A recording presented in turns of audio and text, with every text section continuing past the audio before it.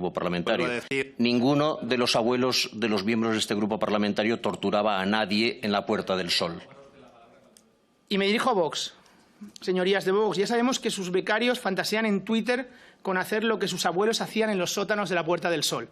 Pero esto no va a darles la atención que no le dieron sus padres. Nosotros, desde el Grupo Parlamentario Sumar y desde Izquierda Unida, estamos en lo importante. Y lo importante es acabar con la industria de la mentira, con el negocio del miedo y la propaganda del odio. Señor ministro, usted viene aquí, después de un año de haber comparecido en la Comisión Constitucional, a hablarnos de las bondades de la democracia, después de la gravedad de los hechos que han ocurrido a lo largo de este año. Lo que usted debería de haber venido, en primer lugar, es a pedir perdón a todos los españoles. Usted viene aquí hoy a explicarnos las bondades de la democracia basada en el acuerdo y en el diálogo. Un diálogo que tiene como consecuencia el despedazar la unidad de España, el despedazar España, nuestra patria. Y usted a eso lo llama cohesión social. Usted llama acuerdo al chantaje al que somete al pueblo español realizado con un prófugo de la justicia. Señor ministro, es humillante y es indigno.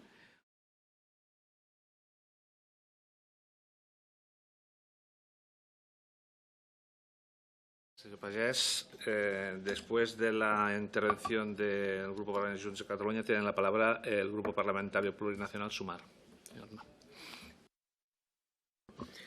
Muchas gracias, presidente. Señor ministro, en primer lugar, permítame reconocer la labor que está llevando a cabo desde el Ministerio de Justicia y Presidencia. Para nuestro grupo, su papel ha sido clave para sostener una legislatura compleja en la que los derechos y las libertades han estado y están en el centro del debate. Celebramos la ley de amnistía, un paso necesario para cerrar heridas, para dejar atrás una etapa de judicialización de la política y para avanzar en la resolución del conflicto desde el diálogo y la negociación. Frente a quienes simulan la crispación y el enfrentamiento, mientras se abrazan en lo neoliberal, el Gobierno ha optado por el camino de la desjudicialización. Ese es el camino correcto. Del mismo modo, reconocemos los avances, y lo hemos dicho en esta comisión, en materia de memoria democrática. La decisión de resignificar el Valle de Cuelgamuros y de recuperar la memoria de quienes lucharon por la democracia es un acto de justicia histórica. Pero la memoria no puede ser a medias y no puede quedarse en una cuestión simbólica. Y aquí es donde tal vez tengamos diferencias. Porque cuando hablamos de memoria debemos hablar también de la Jefatura de Policía de Vía Laietana, en Barcelona, un espacio de represión y tortura que debe convertirse en un centro de la memoria sin matices, sin concesiones y, desde luego, sin presencia policial. Nos decepcionaron profundamente sus declaraciones.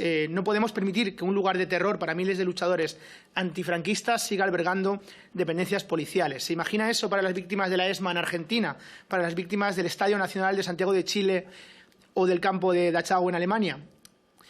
También nos preocupa su propuesta de eliminar la acusación popular. Como ayer le comentó el diputado Enrique Santiago, esta figura ha sido clave para destapar casos de corrupción, para que la sociedad civil pueda fiscalizar el poder y para que la justicia no quede únicamente en manos de un ministerio fiscal demasiadas veces inactivo contra los poderosos que, por su propia naturaleza, está bajo el control del Ejecutivo. ¿De verdad queremos poner trabas a la ciudadanía para luchar contra la corrupción? ¿De verdad queremos cerrar una herramienta que ha permitido investigaciones en casos como la Gürtel, NOS o Tarajal? La regeneración democrática no puede ser solo un discurso al gusto del consumidor. Debe ser un compromiso real con costes que ustedes conocen tanto como nosotros y por eso le pedimos valentía, señor ministro. Y por eso también le preguntamos, ¿será suficiente su plan de regeneración democrática, el plan de acción por la democracia? El presidente Sánchez anunció hace meses una gran reflexión que compartimos, una especie de toma de conciencia sobre las amenazas que enfrenta nuestra democracia y no nos podemos permitir que eso haya sido un simple paréntesis antes de volver a la normalidad. No hay normalidad posible cuando el neofranquismo español de Ayuso y Abascal se abraza con la ultraderecha internacional, cuando vemos una jauría reaccionaria que se alinea con Trump, con Milei, con Meloni y con los sectores más retrógrados del mundo. Señor ministro, este Gobierno no puede permitirse la ingenuidad de pensar que la extrema derecha es un problema retórico. Es una amenaza real para las instituciones. Es un problema que está erosionando nuestras instituciones y democracia, empezando por una parte del Poder Judicial que utiliza bulos y desinformación para generar odio, que ataca la diversidad y la disidencia. Por eso le decimos, no basta con la reflexión y hay que actuar. Por eso le pedimos a su ministerio que sea valiente, que permita avanzar sin concesiones, que no limite la capacidad de la sociedad para defenderse de los abusos y que siga apostando por una democracia más fuerte y transparente. Señor Bolaños, en Sumar queremos seguir construyendo un país más justo, pero para hacerlo debemos de escuchar a todos los que lo sostienen. Nuestra mano está tendida, pero siempre que sea para avanzar con valentía o llegarán, en términos gramscianos, los monstruos. Regulemos el algoritmo, limitemos el poder de los monopolios tecnológicos para que Internet recupere la esencia por la que nació, la libertad de compartir ideas para mejorar la sociedad. Y garanticemos que nadie entre en prisión por rapear y ser críticos con la monarquía, pero a la vez un anónimo amenace a niños y jóvenes por el mero hecho de haber llegado a nuestro país a querer trabajar. Y me dirijo a Vox. Señorías de Vox, ya sabemos que sus becarios fantasean en Twitter con hacer lo que sus abuelos hacían en los sótanos de la Puerta del Sol. Pero esto no va a darles la atención que no le dieron sus padres. Nosotros, desde el Grupo Parlamentario Sumar y desde Izquierda Unida, estamos en lo importante. Y lo importante es acabar con la industria de la mentira, con el negocio del miedo y la propaganda del odio. Acabar con los abusos de las grandes plataformas, destapar el matrimonio de conveniencia con la extrema derecha. Pelear por un Internet y una sociedad libre, acabar con la censura y la imposición bruta de los caprichos de 4 millonarios. ¿Me han oído bien? Sí. Acabar con la censura, porque censura es convertir Twitter en un infierno solo para influir en las elecciones. Censura es la mentalidad de inquisidor que parece tener Zuckerberg, con más miedo a un nude que a los TCAs que introduce su algoritmo. Censura es la violencia de sus trolls y el acoso de sus pseudoperiodistas. Y censura es que coaliguen la voracidad de las plataformas para convertir Internet en un mar de bilis en vez de una plaza pública. Ahí estará nuestro grupo parlamentario. Gracias. Muchas gracias. La siguiente intervención. Con la venia, señor presidente, le pido la palabra por alusiones a este grupo parlamentario. No, ahora no. A la dignidad. La siguiente intervención. Con la venia, señor presidente, le pido la palabra por alusiones a este grupo parlamentario. No, ahora no. A la dignidad de este grupo parlamentario. Vuelvo a decir, tiene la palabra la portavoz del Grupo Vox, que tendrá la oportunidad de intervenir. Ella intervendrá en el asunto de fondo. Ha habido una alusión a la dignidad de este grupo parlamentario. Ninguno de los abuelos de los miembros de este grupo parlamentario torturaba a nadie en la Puerta del Sol.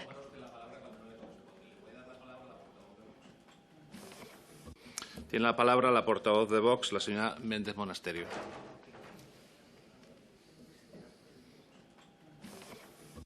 Tiene la palabra la portavoz de Vox, la señora Méndez Monasterio.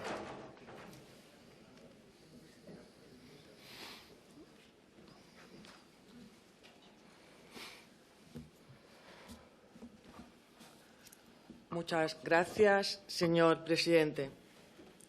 Señor Bolaños, señor ministro, usted viene aquí, después de un año de haber comparecido en la Comisión Constitucional, a hablarnos de las bondades de la democracia después de la gravedad de los hechos que han ocurrido a lo largo de este año. Lo que usted debería de haber venido, en primer lugar, es a pedir perdón a todos los españoles. Usted viene aquí hoy a explicarnos las bondades de la democracia basada en el acuerdo y en el diálogo. Un diálogo que tiene como consecuencia el despedazar la unidad de España, el despedazar España, nuestra patria. Y usted a eso lo llama cohesión social. Usted llama acuerdo al chantaje al que somete al pueblo español realizado con un prófugo de la justicia. Señor ministro, es humillante y es indigno por un puñadito de votos. Y además, un acuerdo del que todavía no sabemos su extensión. Pero, señor ministro, usted no sabe que los chantajistas no paran de pedir, no paran de pedir y no paran hasta que el Gobierno se arrodille ante sus pretensiones. De momento es una condonación de la deuda que produce una desigualdad entre los catalanes y los que no lo son, que tendrán que pagar su fiesta independentista, y un traspaso de competencias nacionales en cuanto a fronteras o inmigración ilegal. Usted a esto lo llama diálogo, democracia, cohesión social, sin despeinarse. Nosotros a esto lo llamamos traición. Señoría, señor ministro, entre las medidas que ustedes anunciaron ayer y están en sus planes, es precisamente ahora, después de 100 y pico años, cuando pretenden modificar la ley de enjuiciamiento criminal para, entre otras cosas, eliminar la acusación popular, porque usted dice que son nidos de ultras. Pero ¿por qué ahora, señor ministro? ¿Por qué ahora? ¿Puede contestarme si con la eliminación de la acusación popular ejercida por nuestro partido decaería la acusación por malversación contra Puigdemont en las dos instancias en las que se encuentra el enjuiciamiento de dicho delito vivo? Dígame, señor ministro, ¿quedaría libre del delito de malversación el señor Puigdemont? ¿Ese es el objetivo? ¿Ese es el pago? Hablamos de acusación popular. Es un tema en el que su partido se ha personado como tal en la Dana. Usted ha hablado ahora mismo también de la Dana. Es un tema que es realmente muy importante para usted, ministro de la Presidencia. ¿Esa acusación popular es para intentar evitar la corresponsabilidad de su Gobierno en este tema? Y dada la gravedad de lo que ocurrió, me gustaría saber, usted estuvo en el comité de crisis.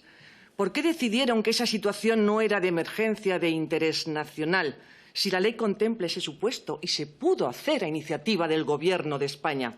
¿Qué opina usted en esa reunión? Me gustaría saberlo. ¿Por qué no se activó ningún plan estatal?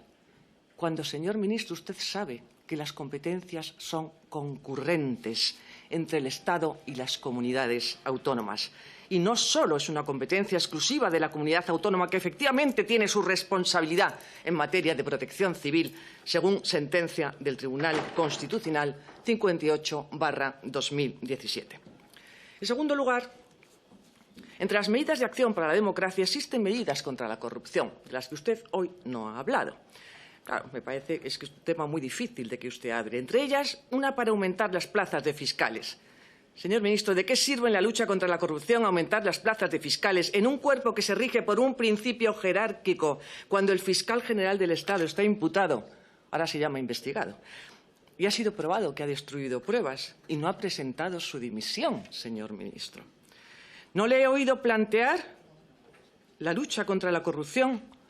Claro, están acusados de corrupción el entorno más cercano del presidente del Gobierno, su mujer, su hermano, personal de su Gobierno, su partido. Y usted, en lugar de poner todos los recursos del Estado al servicio de la justicia, salvaguardando su independencia en temas tan graves como debiera haber hecho, ya que usted es el ministro de Justicia, se ha dedicado a hacer de abogado defensor, a intervenir acusando y rectificando a los jueces, ha afirmado que eran bulos, lo que ahora tiene visos de realidad en la instrucción de todos estos procedimientos.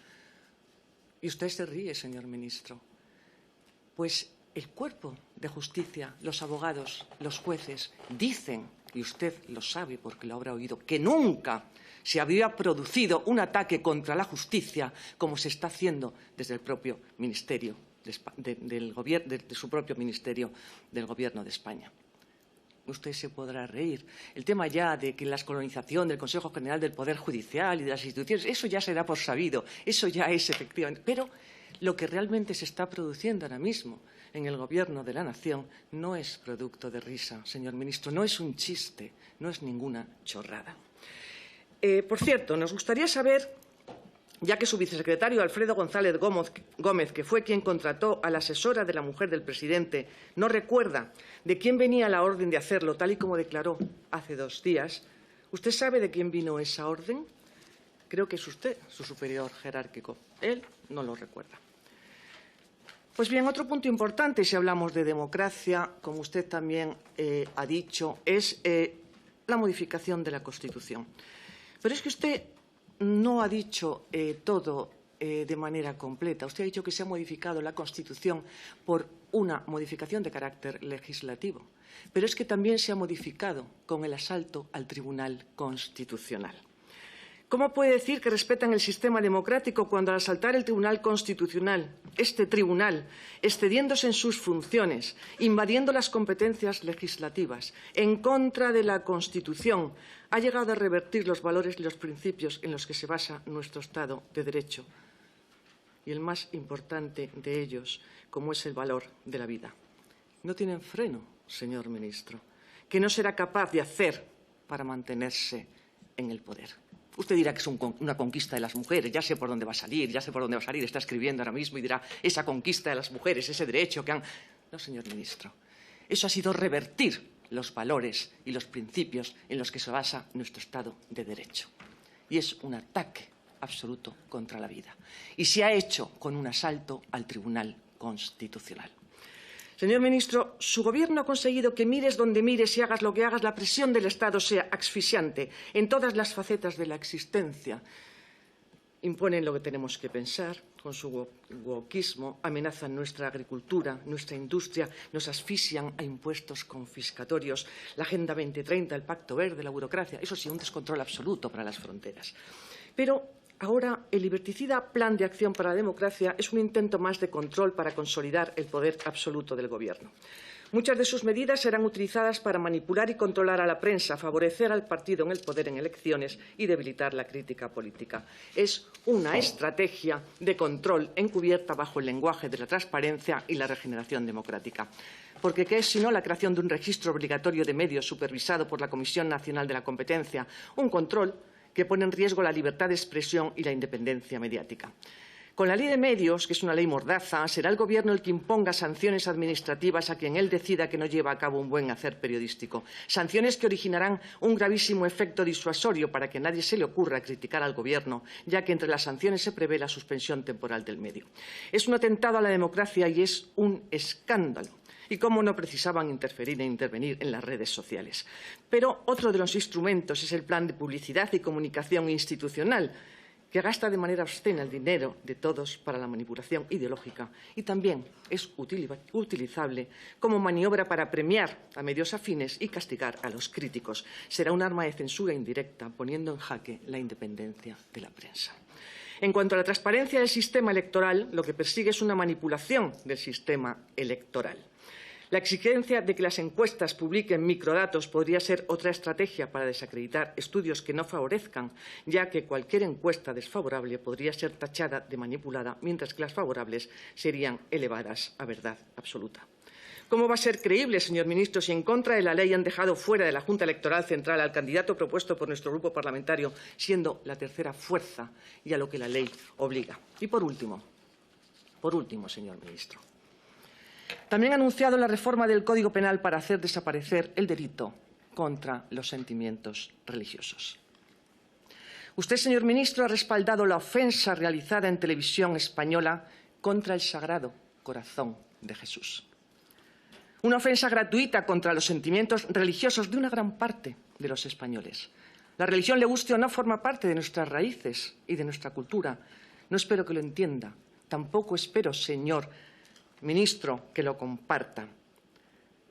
Pero sí le digo que usted, como ministro de todos los españoles, tiene el deber de respetar los sentimientos más íntimos y de hacerlos respetar de la religión católica y de cualquier otra. Termino, señor presidente. Termino, señor presidente. Déjame, por favor, terminar esta frase, porque me parece absolutamente importante. De la religión católica y de cualquier otra. Pero es que usted, en lugar de reprobarlo, lo que hizo es ratificar su ofensa de manera indigna. Señor presidente, déjeme que acabe, por favor. Solamente un momento. Quítemelo de la réplica. Quítemelo de la réplica. No hay réplica. Quítemelo de la réplica, por favor. Señor presidente, déjeme acabar con la frase, porque lo que yo le quiero decir al señor ministro es que no haga demagogia diciendo que queremos meter a los humoristas en la cárcel, porque usted llama a esto libertad de expresión y a cualquier otra cosa más nibia lo llama delito de odio. Espero, señor ministro, que conteste de manera concreta a las 3 preguntas que le he hecho, porque si no las daré por supuestos. Y le pido que sea respetuoso y que no diga que son chorradas ni que son chistes, porque si no entraríamos en una dinámica que me parece que no es oportuna en esta Comisión Constitucional. Gracias. Señora Méndez Monasterio, sabe que una de las cosas que funcionan es cuando tú pides algo y te comprometes a algo, es cumplirlo, cosa que usted hoy no ha hecho conmigo. Se lo recuerdo. Presidente, le dije que me lo quitara después, si no, del tiempo de la réplica. Pero es que usted tenía 7 minutos. Me quedaban 2 segundos. Tenía 7 y 3. Se ha comprometido a hablar 10 minutos y ha hablado 11. La siguiente intervención... Usted, ¿qué quiere que le diga? Que no ha cumplido su palabra. Que no ha cumplido su palabra. Tiene la palabra por el Grupo Parlamentario Socialista el señor Rayo. Muchas gracias, señor presidente, señor ministro.